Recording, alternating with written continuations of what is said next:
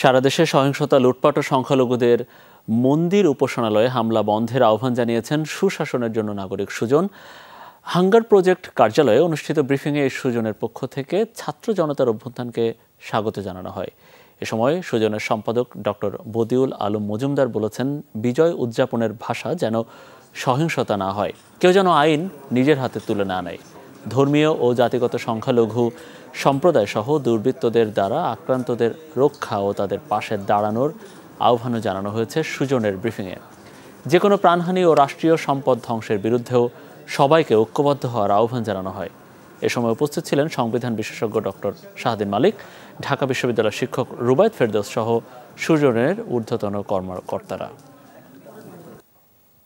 এই সম্ভাবনার দ্বার যে সৃষ্টি হয়েছে, এটা কিন্তু রুদ্ধ হয়ে যেতে পারে আমরা যদি দায়িত্বশীল আচরণ না করি। আমরা লক্ষ্য করেছি, দুর্ভাগ্যজনক হলেও সত্য, কিছু ব্যক্তি তাদের আনন্দ উচ্ছ্বাসে এমন সব কর্মকাণ্ড করেছে যেটা আমাদের যে সম্ভাবনা দ্বার খুলেছে সেটাকে রুদ্ধ করে দিতে পারে।